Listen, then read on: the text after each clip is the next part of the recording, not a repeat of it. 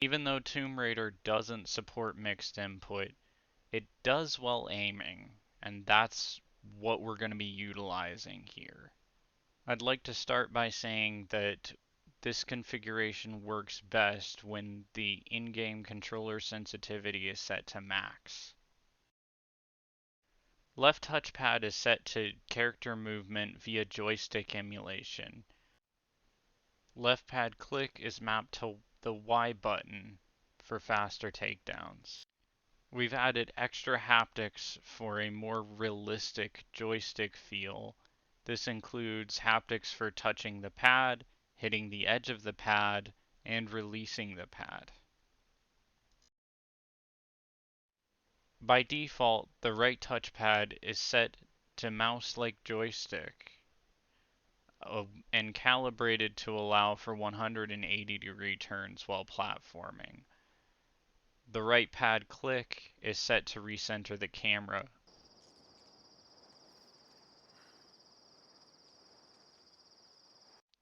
On soft pull left trigger, the right pad switches to mouse input and click switches to swap shoulders.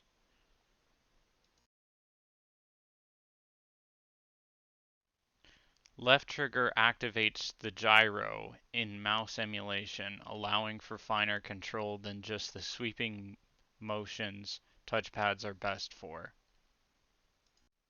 On full pull left trigger, weapon zoom is activated, and gyro sensitivity is lowered in an attempt to keep aiming consistent while zooming in. Once full pull is released, the weapon zoom is deactivated.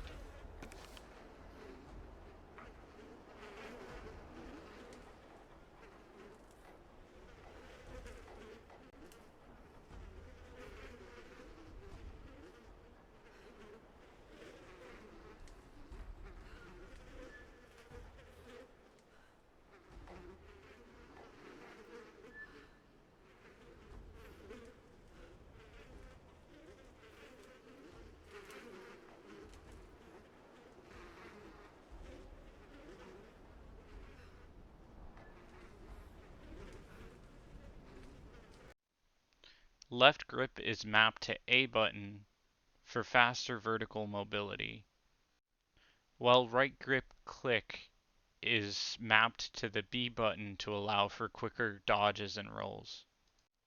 The QTE layer, if used properly, will allow you to skip just about any QuickTime event in the entire game. The QTE layer is activated by holding the right grip. While holding the right grip, the face buttons can be held to turbo, and clicking on the left pad will toggle a binding that will pulse movement back and forth rapidly. While in the QTE layer, holding left and right triggers together will pulse both rapidly, as fast as possible. For some added functionality, while in QTE mode, the right pad is switched to mouse emulation and right click on touch. This allows for finer control while observing artifacts in the menu.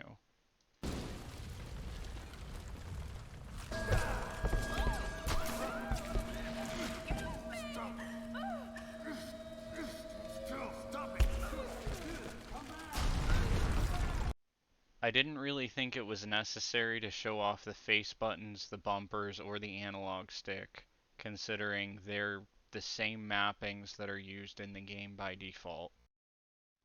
With that said, thank you to anybody that's gotten this far. I know that there was quite a lot of things that needed explanation in this configuration.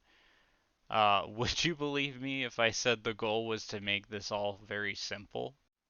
But in fairness, this configuration was started in around 2016 and took a lot of polishing to get it to where I was happy with it. I also want to thank everybody for the positive response on the last video, even if it definitely wasn't perfect. I'm planning on remaking it in the future with what I've learned making this and the last video. Anyways, everyone, have a nice day. Bye bye.